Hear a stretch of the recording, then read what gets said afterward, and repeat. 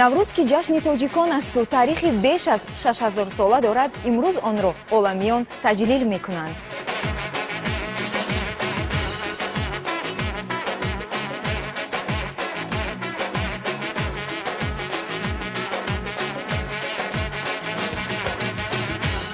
Nowruz is a holiday of Tajiks, has more than 6,000 years of the history, and today it's celebrated throughout the world.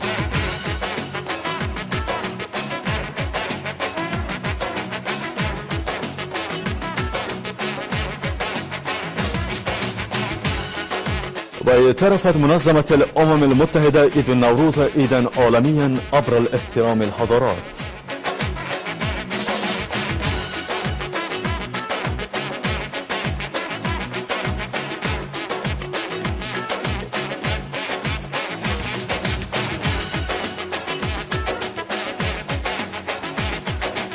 جغرافیای تجلیل نوروز از غرب سرزمین چین آغاز شده تا آسیای مرکزی، نیمکره هند، قفقاز روسیه، ترکیه، اروپای شرقی، کشورهای عرب و افریقای شمالی دامن گسترده است.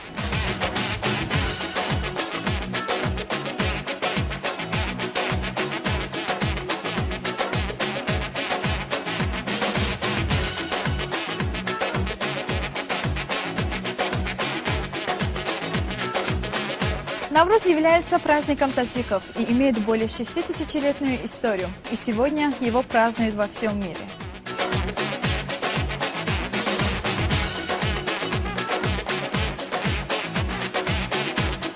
وأصبح عيد النوروز عيدا عالميا وثقافة مشتركة بين سكان العالم، ومن غرب الصين إلى آسيا الوسطى، ومن آسيا الوسطى حتى القفقاز وروسيا الاتحادية والمنطقة الشرق الأوسط.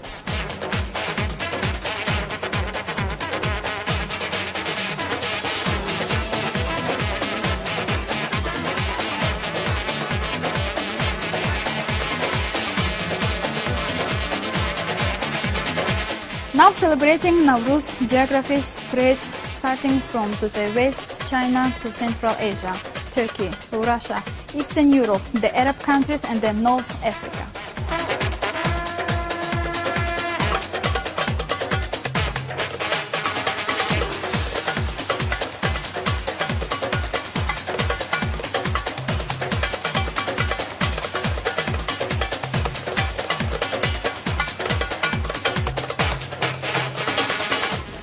During the independence, Nowruz became a part of the global community. Today, for all Tajiks and all the countries, citizens of the world, Nowruz is a matter of pride. Nowruz is an ancient and beautiful holiday, a awakening of nature, and it is recognized that Nowruz is the international holiday.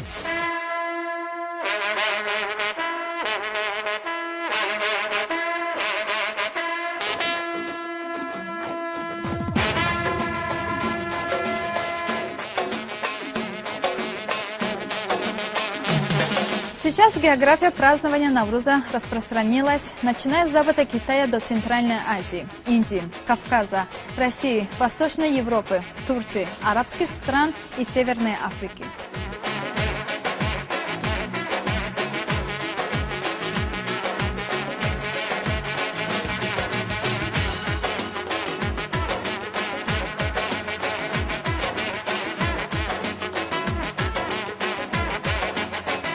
در دنیای جهانی شوی فرهنگ‌ها و تمدن‌ها تجلیل و احترام واقعی عید نوروز در بین ما تاجیکان مایه افتخاری بزرگ است.